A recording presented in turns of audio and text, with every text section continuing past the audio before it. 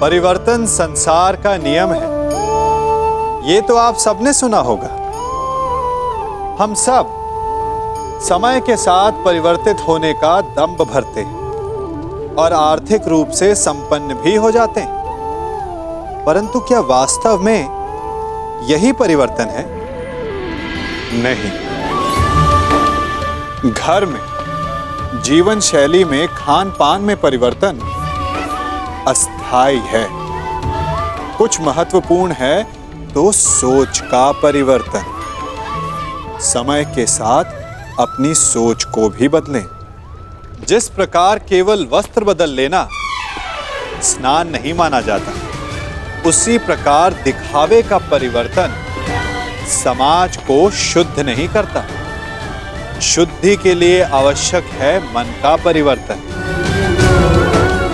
क्योंकि जो गतिमान है वही मनुष्य है, जो स्थिर हो गया वो पाषाण है, और जो समय के साथ अपनी सोच ना बदले वो शमशान है। और शमशान अंत होता है, प्रारंभ नहीं।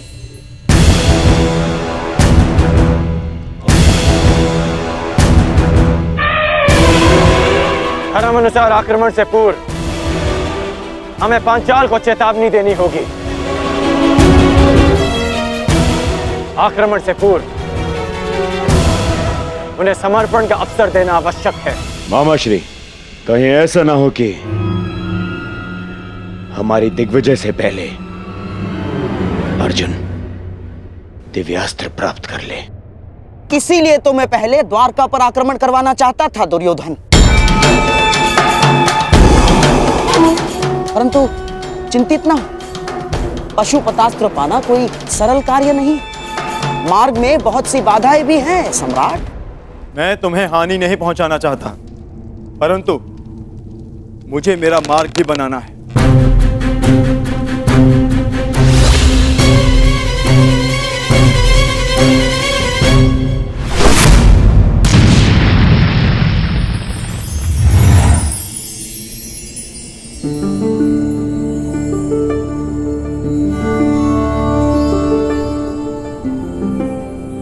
मैंने आज तक तुम जैसा मनुष्य नहीं देखा। इतना हठी परंतु इतना चैतन्य। तुम्हें मार्ग देकर मुझे आनंद की प्राप्ति होगी।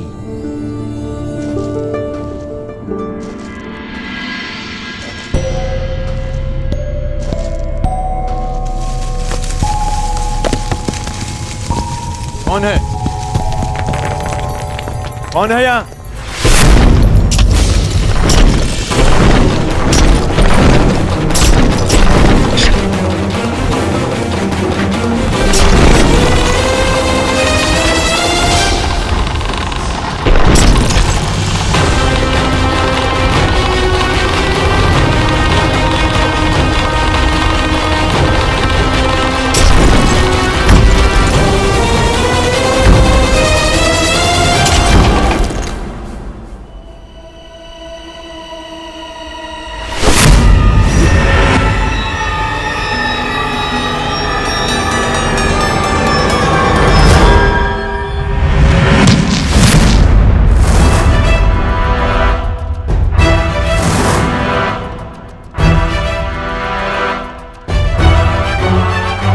ये तो महागुरु परशुराम के शिष्य का संदेश है, परंतु किसका? द्रोण का, भीष्म का, या फिर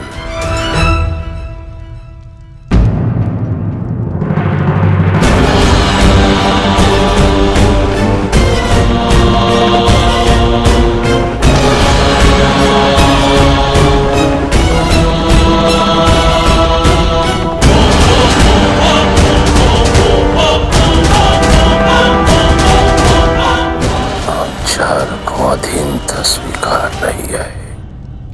वो दुर्योधन भूल गया कि युद्ध में उसका और उसकी सेना का क्या परिणाम हुआ था। अपने गुरु द्रोणाचार्य के लिए गुरु दक्षिणा लेने आया था वो, परंतु हमने स्वयं उसे उसके प्राणों की दक्षिणा दी। जिस हस्तिनापुर में हमारी पुत्री का अपमान हुआ, उस हस्तिनापुर से संधि कदापि नहीं। अपनी पुत्री के अपमान का प्रतिशोध हम लेंगे।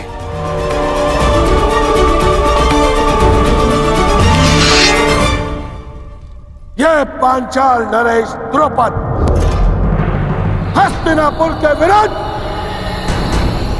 युद्ध का शंखनाद करता है। धृष्टद्युम्न, पांचाल के सबसे घातक अस्त्र को प्रस्तुत करने का समय आ गया है।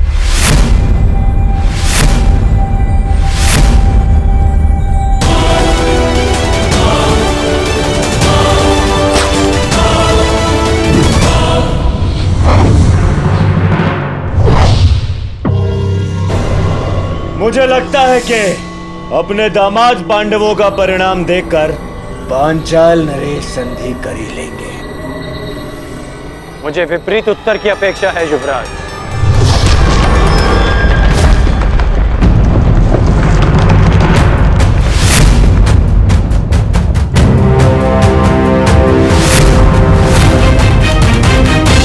पांचाल नरेश का उत्तर आ गया युवराज।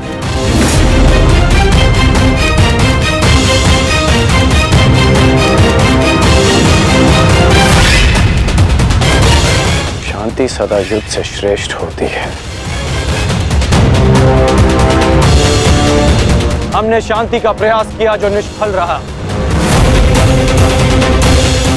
अब शांति का अपमान करने का फल पांचाल नरेश को चुकाना होगा।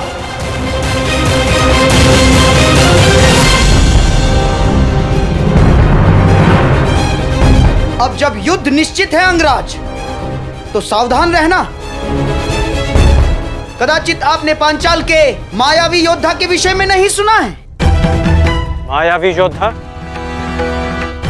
हाँ अंगराज, मायावी योद्धा द्रुपद की सबसे बड़ी शक्ति।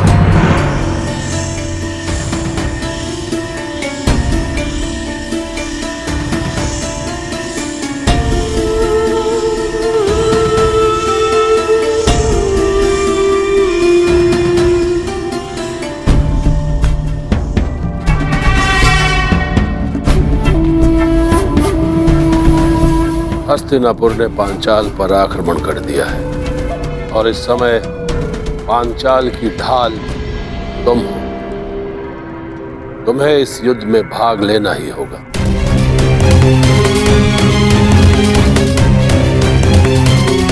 गहरे काले वस्त्रों में योद्धा नहीं, अंधकार है वो। जहां जाता है शत्रु के दल में अंधकार फैला देता है वो। तो फिर आज इस अंधकार का भी अंत होगा गांधार नरेश। सामान्य योद्धा नहीं है वो अंगराज। उसकी उपस्थिति मात्र से शत्रु योद्धाओं में पराजय का भय बैठ जाता है। शत्रु के चैतन्य को अंधकार में बदल देता है वो। उसका मुख आज तक किसी ने नहीं देखा अंगराज।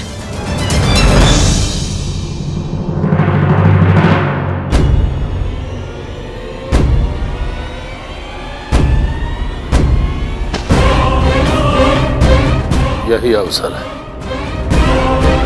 पांचाल की रक्षा करने का और अपना प्रतिशोध लेने का, जिसकी कई जन्मों से प्रतीक्षा थी तुम्हें। यदि इस युद्ध में हस्तिनापुर पराजित हुआ तो वो आएगा, वो अवश्य आएगा जिसकी तुम्हें प्रतीक्षा है। उसके सामने आते ही शत्रु के मुख से साहस उतर जाता है और भय का अंधकार छा जाता है अंगराज।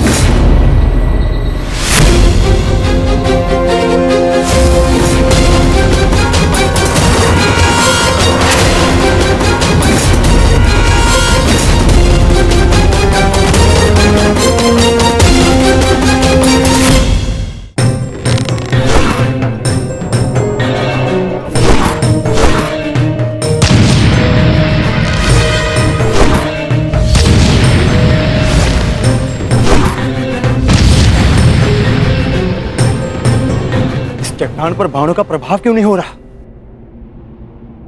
अवश्य ये कोई मायाजाल है।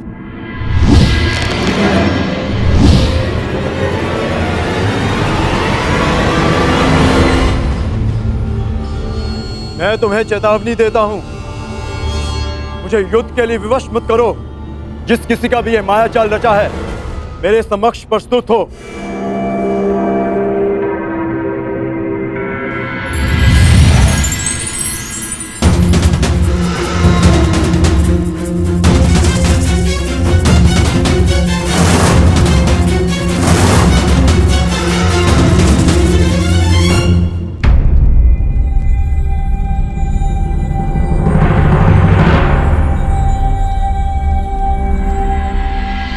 हस्तिनापुर ने पंचाल पर आक्रमण कर ही दिया। यदि हस्तिनापुर की सेना आई है तो वो भी जरूर आएगा, वो जिसकी मुझे वर्षों से प्रतीक्षा है। आप युद्ध कीजिए। हस्तिनापुर को अंधकार के गर्त में पहुंचाने के लिए आपका योद्धा उचित समय पर प्रस्तुत हो जाएगा।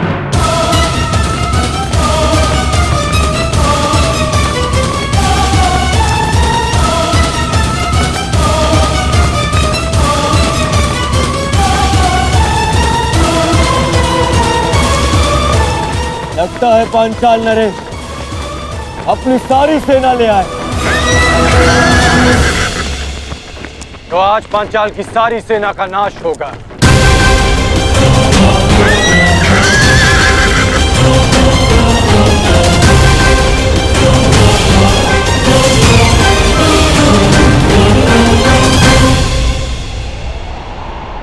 द्रुपद कोई विकट व्यूह रच रहा है अंगराज। विकट नहीं,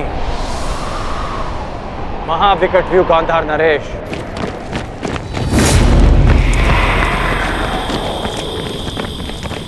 ठीक से देखिए।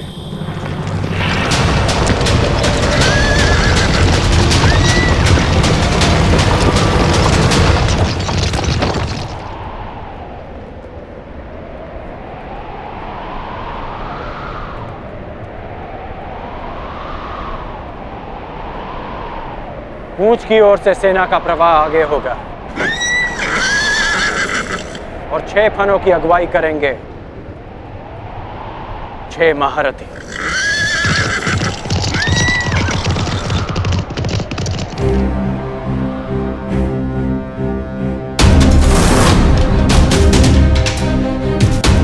ये शेषनाग व्यूह रच रहे हैं।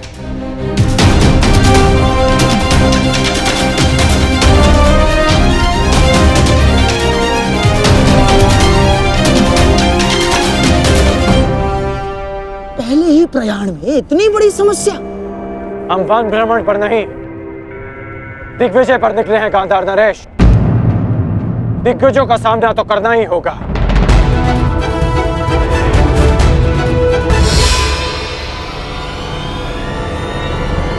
व्यूह रचना।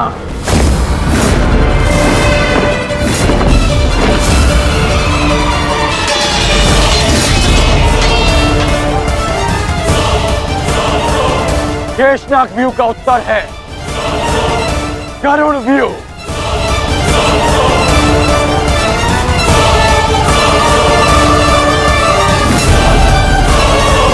जिस प्रकार नागों का दमन गरुड़ करते हैं, उसी प्रकार हमारा व्यू पांचाल की सेना को छिन्न भिन्न कर देगा। अद्भुत मित्र, अद्भुत। पांचाल नरेश, ये हस्तिनापुर की ओर से अंतिम चेतावनी है। अंतिम अवसर है आपके पास। युवराज दुर्योधन से संधि कर लीजिए। वही दुर्योधन ना, जो पिछले युद्ध में हमारे हाथों बंदी बना था। वो दुर्योधन मित्रता के योग्य नहीं है। जिन कौरवों के हाथ हमारी पुत्री यज्ञासिनी के आंचल तक पहुंचे हैं, उन हाथों से संधि नहीं, अपितु उन हाथों का नाश होना चाहिए। अब मेरी भी अंतिम चेतावनी सुन लो अंगराज। तुम्हारा भला इसी में है कि लौट जाओ, अन्यथा जिस प्रकार चक्की में चने के साथ धुन भी पीसी जाती है, उसी प्रकार इस दुर्योधन के साथ तुम्हारा भी नाश होगा।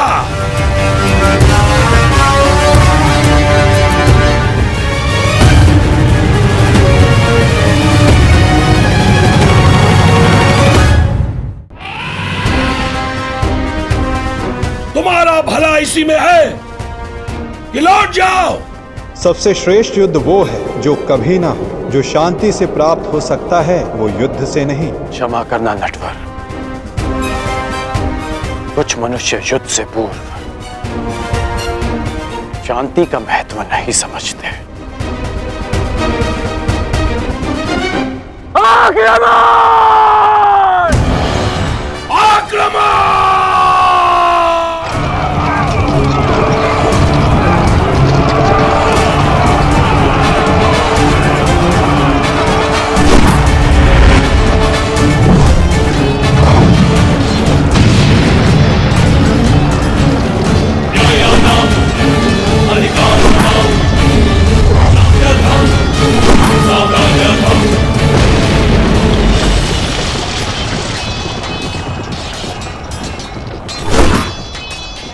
आज मैं और मेरा पुत्र इसी रणभूमि में द्रौपदी के अपमान का प्रतिशोध लेंगे।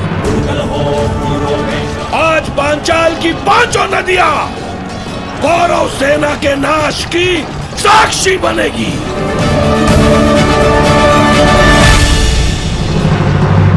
आप कौन है देवी? मालिनी, यक्षिणी हूं मैं। क्या चाहिए आपको?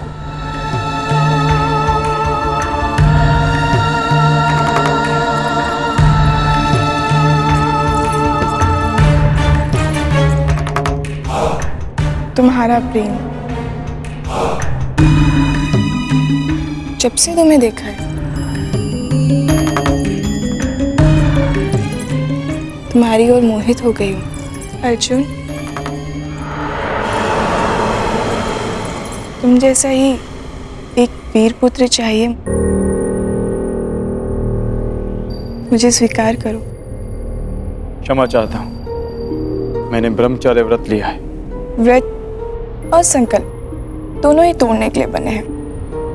विश्वामित्र ने भी मेनका के लिए अपनी तपस्या तोड़ दी थी। तुम भी तोड़ दो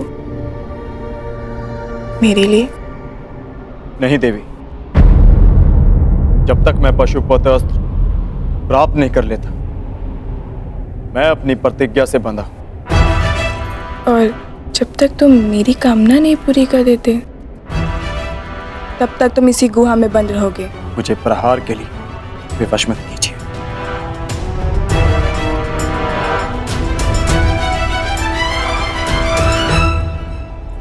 प्रयास करो। स्त्री पर अस्त्र उठाना क्षत्रिय धर्म नहीं, परंतु जो स्त्री काम वेश में आकर पुरुष का धर्म भंग करना चाहे, जिसे मर्यादा का ज्ञान ना हो, जो अपनी ही काम पूर्ति के लिए अपनी शक्तियों का दुरुपयोग करे, उसे राक्षसी माना गया। और एक राक्षसी पर अस्त्र उठाना क्षत्रिय धर्म है। सावधान!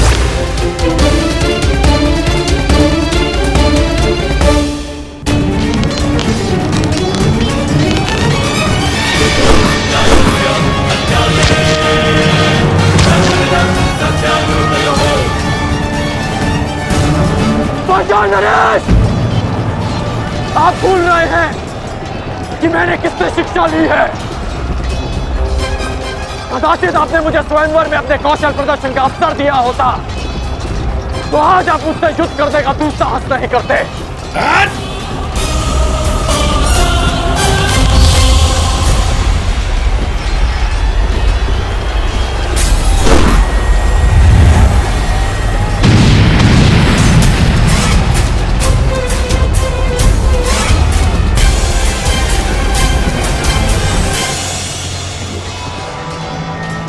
मुनीर में और बाण शेष हैं या समाप्त हो गए पांचाल नरेश?